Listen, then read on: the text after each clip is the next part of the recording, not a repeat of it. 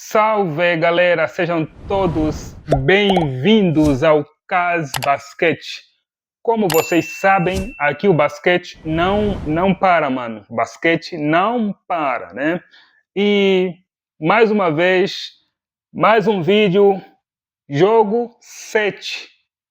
Já não temos brevemente jogo 7. E vou trazer aqui neste vídeo fatores chaves, tanto para o OKC, Oklahoma City Thunder, tanto para o Indiana Pacers, o Pacers, né?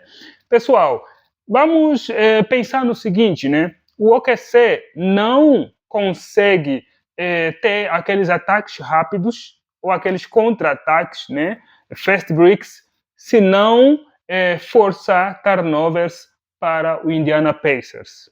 Isso garante o OKC fazer contra-ataques rápidos e o OKC consegue, então, alargar sua vantagem. Porque o OKC tem muita, mas muita dificuldade em conseguir construir ataques rápidos partindo da sua defesa, né? Partindo da sua defesa. A gente vê um Shai neutralizando mais a bola, né? Você não parte para um mid-range, ele consegue assistir a alguém que está no wide open, lá no perímetro, ou ainda fazendo uma assistência para o Chet, para o Harsterstein, né? Então, ou até para o próprio Jalen Williams, mas o Jalen Williams é um cara que consegue desempenhar a função de um segundo armador e consegue simplesmente o próprio arremesso. Ele próprio tem capacidade de criar o seu arremesso. É muito diferente de outros jogadores, como Cason Wallace, podemos também citar o próprio Lu Dort, né? Ou seja, os defensores têm uma certa dificuldade em criar os seus próprios arremessos. Aí o Shai carrega a bola, o Jalen Williams carrega a bola, e isso causa uma parada no ataque do OKC. O OKC começa a ficar meio estagnado dependendo do Shai, né, fazendo as suas assistências, e o Pacers consegue posicionar suas defesas e assim neutralizar os ataques do OKC. Então, eu vejo muito que o OKC vem vencendo, né, esses três jogos, o jogo 2, o jogo 4 e o jogo 5, em dois fatores chaves, que é forçando o Indiana Pacers a cometer turnovers. Logo que o Indiana Pacers comete esses turnovers, o OKC parte em contra-ataque rápido, letal, difícil de parar, né? E aí consegue, então, alargar as vantagens e depois surgir no último período de forma tranquila.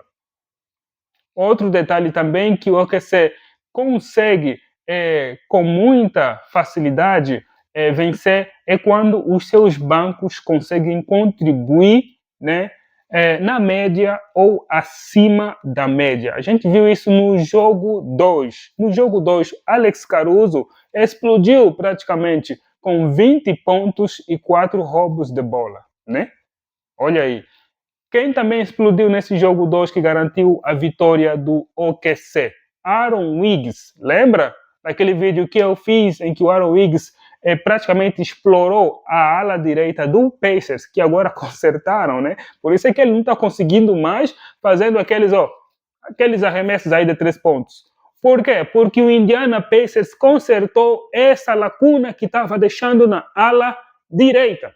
O Aaron Wiggs fazia das suas, passeava, botaram um tapete vermelho pro cara, e o cara passeava, sambava, de salto alto, de vidro e tudo mais. O cara fazia de tudo ali, sabe? Mas agora o Indiana Pacers deu um upgrade na sua defesa, e a gente viu isso no jogo 6, né?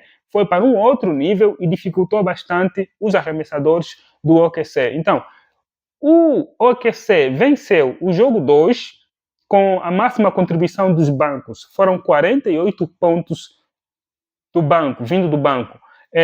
Os expoentes máximos em termos de contribuição, eu já falei, Alex Caruso com 20 pontos e Aaron Wiggs que explodiu com 18 pontos. Depois dali o cara sumiu, mano. O cara sumiu depois dali, né? No jogo 4, o Shai carregou, né? No último quarto, marcando 15 pontos no último quarto, mais de 90% da equipe do OKC, e venceram o jogo, e também foi o maior vacilo que o Indiana Pacers cometeu nestas séries, né? Olha, no jogo 5, o banco também contribuiu bastante, né? Lembram do Cason Wallace? Pronto, Cason Wallace praticamente marcou 11 pontos nesse jogo e foi fundamental. Resumindo, são dois fatores chaves que podem definir as finais a favor do OKC, que podem permitir com que o OKC possa ser campeão hoje. Exigir os turnovers, se eles conseguirem forçar os turnovers do Indiana Pacers e conseguirem sair em contra-ataque para fazer bandejas fáceis, ok. E outra coisa também, se o banco contribui bastante, se pelo menos 2 jogadores passarem da casa de um dígito, né? Se pelo menos 2 jogadores conseguirem marcar mais de 10 pontos, esses 2 jogadores têm que vir do banco, porque só o trio, Shai, o Chet Holmgren e o Jalen Williams, né? Eles já se encarregarão de tomar partida, tomar dianteira e, enfim, fazerem cair muitos arremessos e contribuir. Ou seja, resumindo, eles farão a parte deles. Porém, precisa-se de uma segunda unidade para acompanhar esse ritmo, para complementar. Então, essa segunda unidade, se pelo menos 2 jogadores conseguirem marcar mais de 10 pontos, o OKC estará bem encaminhado para ganhar o jogo 7 e ser campeão. Agora vamos olhar para o lado do Indiana Pacers. A gente fica se perguntando, o Indiana Pacers tem uma boa defesa? Tem. Tem um bom banco. Absurdo, mano. Tchê! O Indiana Pacers tem o melhor banco da pós-temporada. Absurdo, mano. Olha, a média deles é de 34 a 36 pontos de contribuição. Não tem comparação. Tem jogadores que podem desequilibrar a qualquer momento? Tem. Mesmo até nos titulares e mesmo até nos bancos tem. Né? No jogo passado a gente viu a explosão de Obi Toppin com 20 pontos. O cara que veio do banco e se tornou o maior pontuador da equipa. 20 pontos. 20 pontos. Passou até o Pascal Siakam. 20 pontos para o Obi Toppin. 12 pontos para o TJ McConnell. O cara que, enfim, para mim é a criptonita que está detonando o OKC, sabe? O OKC não achou uma fórmula legal, né, para parar o TJ McConnell, que sempre que entra em quadra destrói, distorce, roubando bolas, conseguindo rebotes, dando assistências, fazendo os seus arremessos normais. Então, o cara sempre contribui bem e traz uma energia diferente no jogo. Você tem Obi Toppin, você tem TJ McConnell, você tem Ben Sheppard, que também teve bem no jogo 6, né? Você tem o Ben Mathurin, né? O Benedict Mathurin, que já botou mais de 20 pontos, foram 27 pontos, né? 27 pontos no jogo 3. Então, enfim, você tem Thomas Bryant, que de vez em quando mata umas bolinhas de 3, consegue alguns rebotes, né? Você tem ainda, olhando para os titulares, o Haliburton, que pode diferenciar. Haliburton é um cara muito inconstante. De repente, o cara, enfim, decide o jogo. Nunca se sabe. De repente, o cara vem e decide o jogo. Você tem o Pascal Siakam, que fez uma baita partida no jogo passado e hoje ele virá com tudo, né? Numa reportagem ele mencionou ainda a cooperação que ele fez com Kawhi Leonard no Toronto Raptors, né, na qual foram campeões. Ele disse que aprendeu uma lição muito importante com Kawhi Leonard, né, sobre trabalhar muito mental e ignorar muitas coisas durante jogos decisivos de finais, né, e ou seja, é importante estar lá em quadra naquele momento, não pensar em mais nada e somente jogar basquete e dar o seu melhor, né. Foram as lições que ele aprendeu com Kawhi Leonard, né, e ele falou sobre isso, a importância de manter essa mentalidade, esse comportamento neste jogo 7 decisivo. Você tem mais quem? Você tem o Nembhard e ainda tem o Aaron Nesmith, né? Enfim, são jogadores muito bons, mas o fator chave do Indiana Pacers até não é o banco. O fator-chave para mim do Indiana Pacers é ou são os turnovers. Mano, se o Indiana Pacers conseguir limitar os turnovers, acabou. Sempre que o Indiana Pacers comete menos turnovers ou comete uma numeração abaixo de 20 turnovers, os caras têm muita chance de vencer. No jogo 6, eles atingiram um outro patamar, um outro nível, né? Foram 11 turnovers contra 21 do OKC.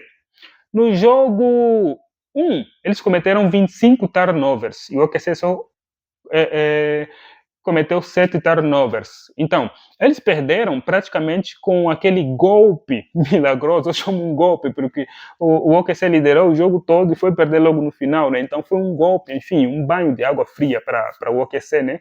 Mas eles venceram, enfim, por um milagre mesmo, né? Enfim, pelo fator Haliburton, né? E tinham tudo para perder. No jogo, qual foi o jogo que eles cometeram muitos turnovers também? Pronto, foi o jogo 2. No jogo 2, mano, eles cometeram 23 turnovers.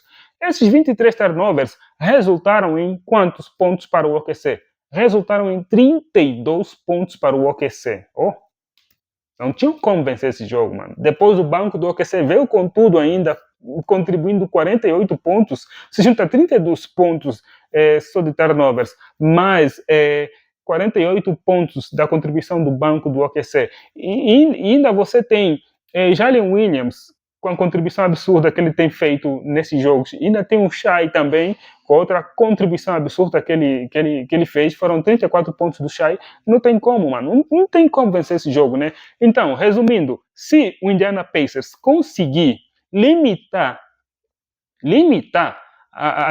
os seus turnovers, né, a um número abaixo de 15, né, ou se eles cometerem menos turnovers que o OKC, isso vai dar uma baita vantagem para o Indiana Pacers. O Indiana Pacers terá tudo, mano. Tudo, mas tudo para vencer este jogo 7 e ser campeão de uma forma icônica. Icônica por quê? Porque o Indiana Pacers é o azarão. O Indiana Pacers não tem pressão para ser campeão. Quem tem pressão é o OKC. Por quê? É o OKC que teve a melhor campanha, 68 vitórias. É o OKC que teve a melhor defesa, entendeu?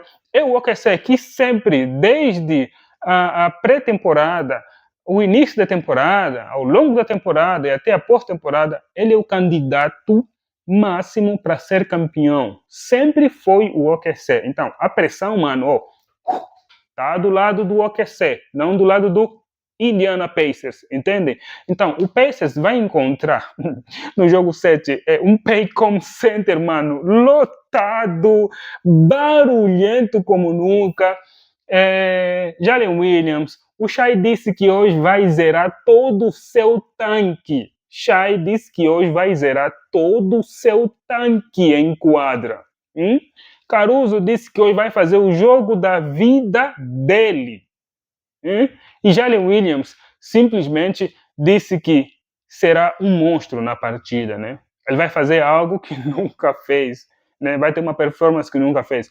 Ou seja, o OKC virá empurrado com uma torcida barulhenta, virá com fome, virá com um ego ferido, porque eles são considerados como uma equipe inexperiente, então, tipo, eles são cotados para serem campeões, mas dificilmente poderão ser campeões porque são inexperientes. Então, eles querem mostrar isso para todo mundo, que nós não somos inexperientes, nós estamos aqui, somos a melhor equipe e vamos ser campeões, né? Então, o Indiana Pacers tem que estar convicto de que o OKC vai dar tudo em quadra, o OKC vai vir com uma defesa extremamente forte, e vai fazer de tudo para os seus arremessos caírem, mano.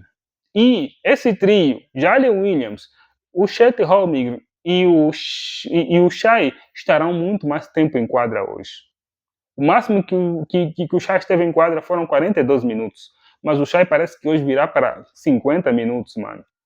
Tô falando 50 por quê? Porque o jogo até pode ir para prorrogação, né? Enfim, já aconteceu várias vezes finais de 7 jogos irem para prorrogação. Por que não? Bom, o que hoje será será quente mesmo, quente mesmo. Pode se preparar confortavelmente no seu sofá, enfim, prepara a TV, PC, smartphone, a coisa vai pegar fogo, entendeu? Vai pegar fogo mais tarde. Pessoal, é o seguinte, né? Conforme eu falei, resumindo e concluindo isso, os fatores chaves para o OKC são o banco, né? E forçar os turnovers para o Indiana Pacers assim perder, né, cometer muitos turnovers, aí sair em transição e conseguir cestas fáceis, porque vai ser muito difícil o OKC se distanciar do Indiana Pacers, né, criar uma vantagem gorda de 10, 20 pontos, sem o Indiana Pacers se desconcertar em um momento do jogo e cometer turnovers, e eles assim saírem em contra-ataque e fazer aquelas cestas rápidas e fáceis, né, que sempre conseguiram nos jogos que levam vantagem. E o fator banco, se pelo menos 2 jogadores marcarem mais de 10 pontos, beleza, tá tudo. Para o lado do Indiana Pacers, mano, o Indiana Pacers precisa de quê? Precisa somente limitar os seus turnovers. Não cometam turnovers bobos. Se concentrem, conforme fizeram no jogo 6. Ou seja, o Indiana Pacers, inclusive, virá com a mesma dinâmica, com a mesma receita, né, com o mesmo comportamento do jogo 6. Pode falar. O Indiana Pacers, se fazer o que fez no jogo 6, acabou. Não vai ter para ninguém. Será campeão de forma icônica e vai mostrar para todo mundo que os azarões realmente também podem, né? É isso, pessoal. Olha, não se esqueçam de dar aquela joinha. Não se esqueçam, mano. Comenta ali, curta o conteúdo, compartilhe o canal com aquele parça, com aquela parça que gosta de basquete, gosta de esporte, mano. Faz isso, fazendo isso você estará me ajudando aqui a conseguir mais engajamento nesta rede, estará me ajudando também a trazer mais conteúdos de qualidade, né, para vocês, para todos nós. Então, pessoal, muito obrigado e até ao próximo vídeo, ok, pessoal?